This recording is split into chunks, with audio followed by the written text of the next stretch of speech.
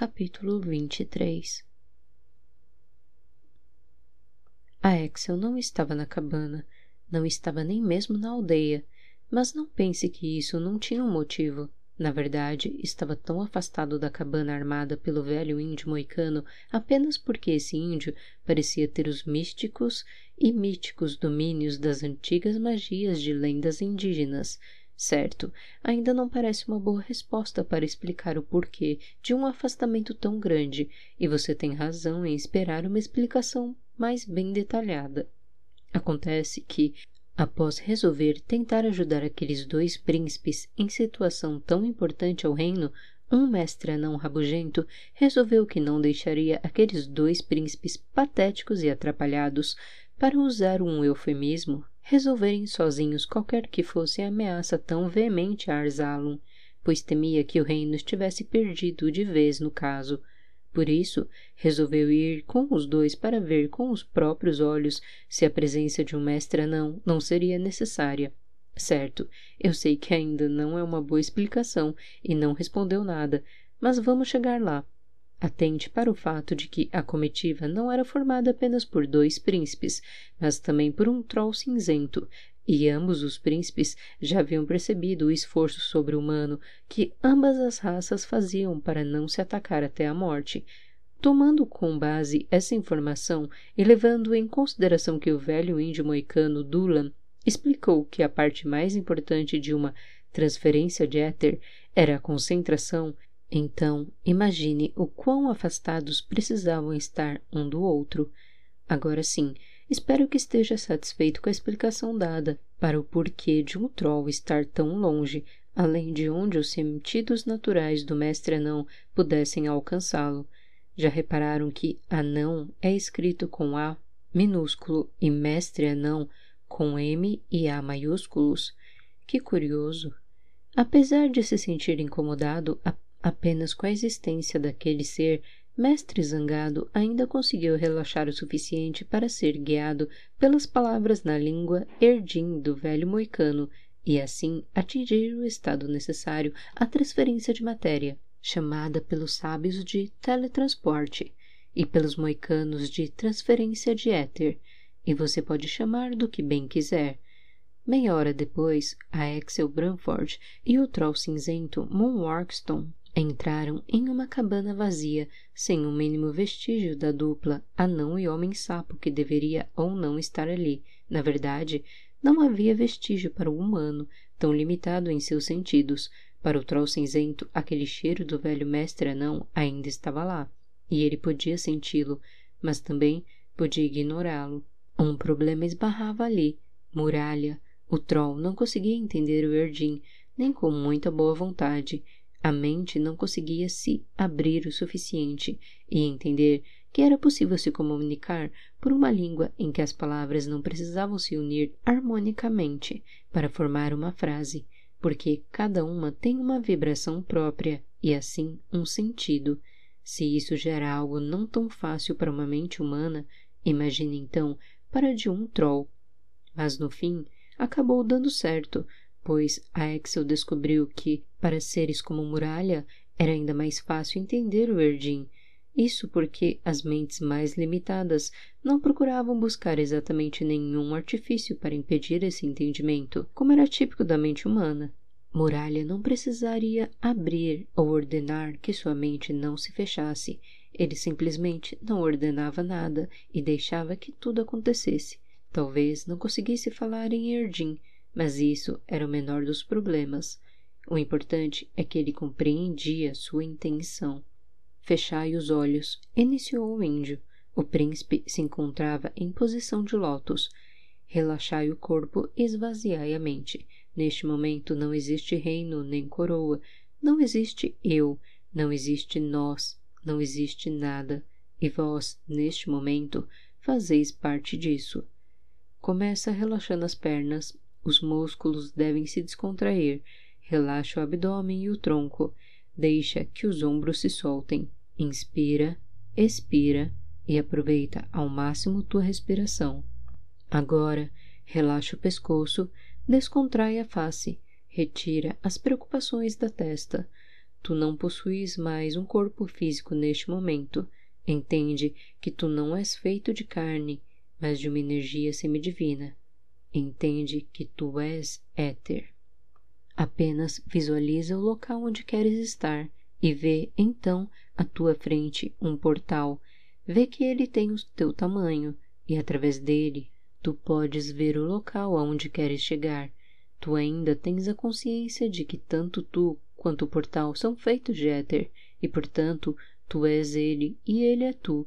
E se do outro lado tu vês o local onde queres estar, então basta tu estares lá. O portal está à tua frente e cabe a ti atravessares. A Axel deixou-se guiar e até se surpreendeu com a facilidade de deixar-se levar, de abrir a consciência e sentir realmente o éter presente em toda a composição de existência de Nova Éter. Mais impressionante para si, contudo, foi conseguir visualizar o que lhe foi pedido.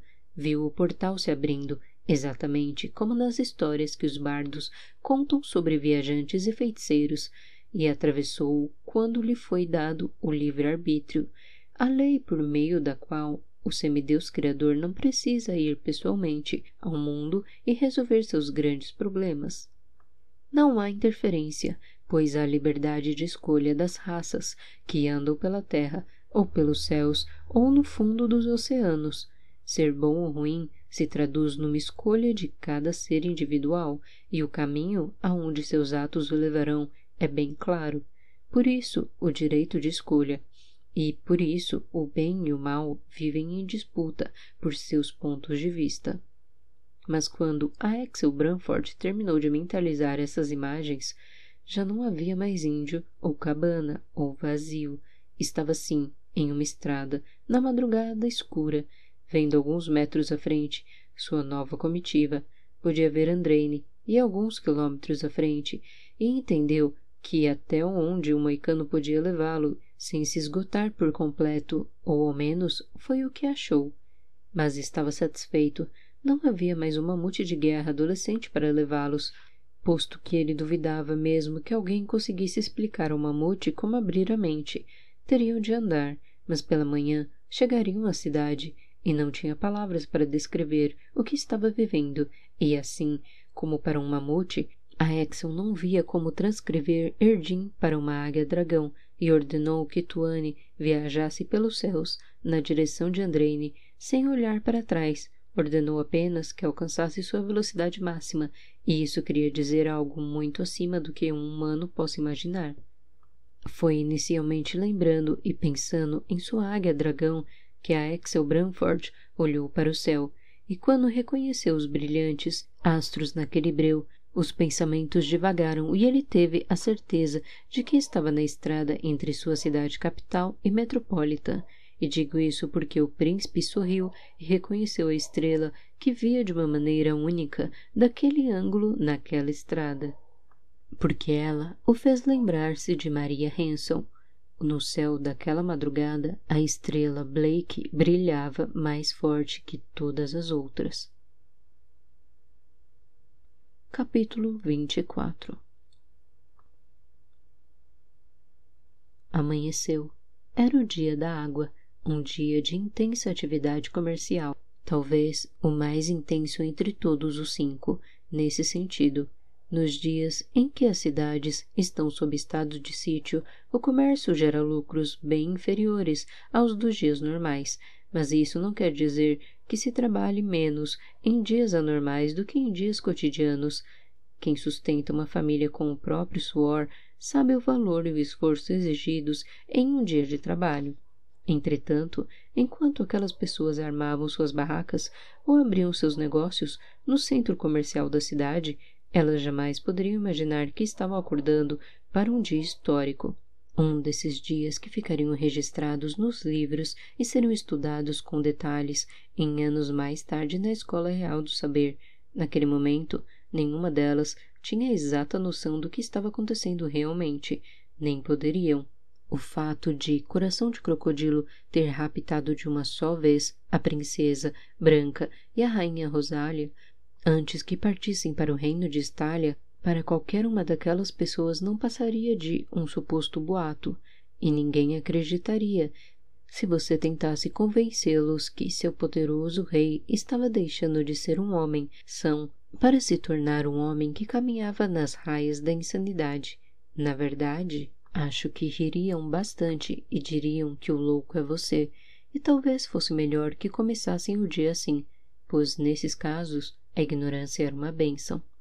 Se soubessem quanto sangue seria derramado naquele dia, elas não teriam saído da cama, mas apenas rezado da forma mais fervorosa para que o Criador permitisse que tudo acabasse o mais rápido e com o menor número de perdas. Na verdade, mais concreta, se soubessem o que você sabe, ao menos um entre todos esses problemas, a notícia cairia para aquele povo exatamente como uma maçã envenenada sem saber. Primo, primo, deixa eu entrar. Ela tentou a terceira vez. Silêncio. A rainha havia saído de seu quarto e voltado à porta da biblioteca, ainda trancada, na tentativa de fazer o marido sair daquele estado à beira da loucura e se tornar novamente o rei reverenciado pelo povo, ou voltar a ser aquele plebeu de caráter por quem se apaixonara e abdicara a existência fantástica. De nada adiantou. Primo não ouviu seus apelos, não escutou seus lamentos e não se importou com seus sentimentos, ao menos naquele momento, e ela não o culpou por isso, apenas lamentou tudo o que estava acontecendo com sua família. Há tempos, desde que Anísio partira para não voltar mais, ela sentira que nada mais seria como antes. Quando uma parte está separada do todo, o todo não pode mais arcar com essa denominação, e a Rainha Terra então sentiu-se fora daquele todo e, com pesar, decidiu voltar a ser uma parte separada, pois sentia que algo muito ruim aconteceria naquele dia e ela não poderia impedir. Então, que fosse uma parte importante, pois o todo precisava existir.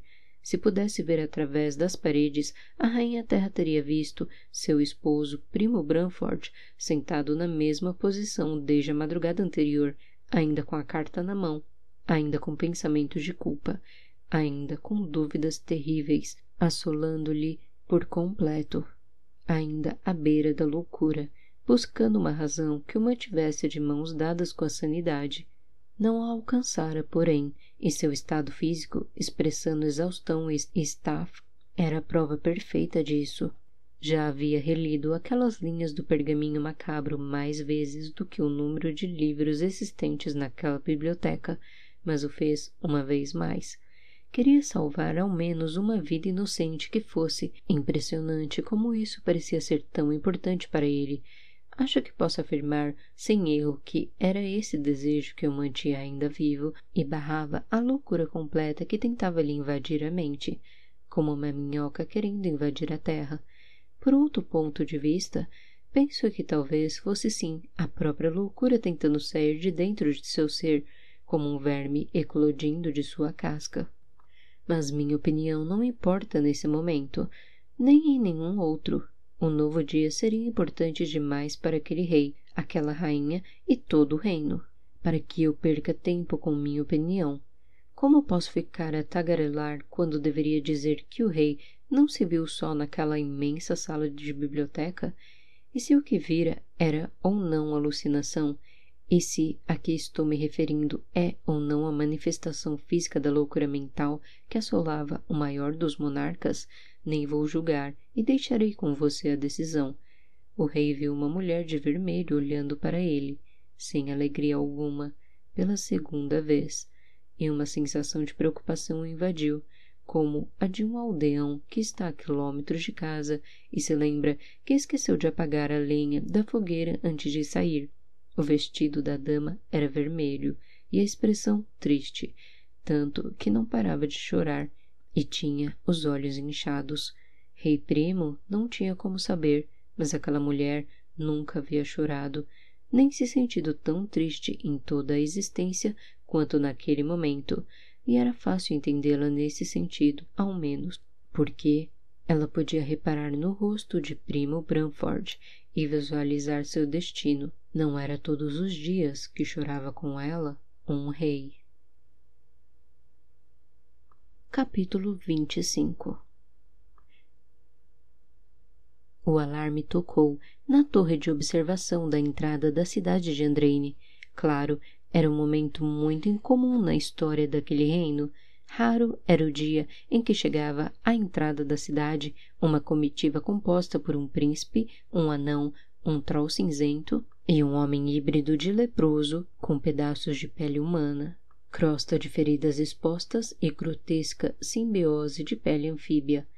Ninguém estranhou então que os soldados corressem a seus postos e se armassem de atiradores de setas dotados, fossem de bestas ou de arcos de diferentes tamanhos. Uma voz iria exigir diversos motivos para permitir a entrada de tamanho pandemônio, mas não por muito tempo, pois o soldado reconheceu seu segundo príncipe e seu guarda-costas. Por mais insano que parecesse, do outro lado do portão estava o príncipe Axel Branford. Ao menos, boas notícias estavam sendo trazidas naquele dia. Foi dada a ordem para que os portões fossem abertos, e o mais rapidamente possível, e nenhuma pergunta foi feita, nem ao menos para exigir a entrada de todos aqueles seres tão diferentes entre si. Entretanto, foi só uma questão de cruzarem a entrada e os portões novamente se fecharem que o capitão daquele posto correu ao príncipe como abelha atraída por mel. Vossa Alteza, o senhor está bem? Perguntou o capitão, sem saber como reagir ao que via. Sim, estou, capitão. Não faz ideia do que passei em minha aventura, respondeu a Axel. Agradeceria agora, porém, se me arranjasse transporte até o grande passo, e isso inclui toda a minha comitiva. Sim, claro, Alteza, imediatamente. O capitão deu a impressão de que partiria de imediato, mas se manteve ainda ali, demonstrando o impulso que o impedia de seguir com a ordem dada. Alteza, e quanto a... O capitão não sabia como perguntar sobre aquele repugnante homem-sapo, e o príncipe, em forma de homem, compreendeu rapidamente o drama. Sem perguntas, capitão, ordenou a Axel com uma veemência e frieza que não estava acostumado a usar nem com militares. Sim, senhor, Vossa Alteza. E o capitão partiu sem perguntar nada mais. Como são bestas, disse o anão, que colocou o pesado martelo no chão, apoiando-se sobre o cabo que reluzia em cada parte de forja rústica e bem detalhada. O príncipe não se importou com o comentário, nem era por ser resmungão que o anão estava errado, e sua raça realmente dava uma importância acima do normal às aparências. Sua maior preocupação era mesmo com Anísio, que a cada momento parecia perder mais resquícios de pele humana, sendo substituída pela pele alienígena, acumulando bichos e pus nas crostas de feridas. A impressão que tinha, e havia fundamento nisso, é que em pouco tempo não haveria mais resquício de uma pele humana ali, e o homem passaria a virar um bicho. Nesses momentos, agradecia por ser filho de quem era e por saber que o maior de todos os reis os estaria esperando no grande passo, com uma saúde de ferro e com a sabedoria de quem sempre sabe o que fazer. Não por muito tempo, esperou por 2 carruagens imensas, divididas entre um homem-sapo e um anão, e entre um príncipe e um troll. Eram bem maiores que as comuns e tinham compartimentos fechados, o que era ótimo, pois despertar a curiosidade popular não estava nos planos de ninguém.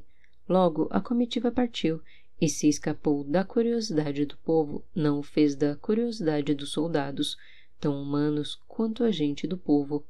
Perguntas não iriam lhes faltar.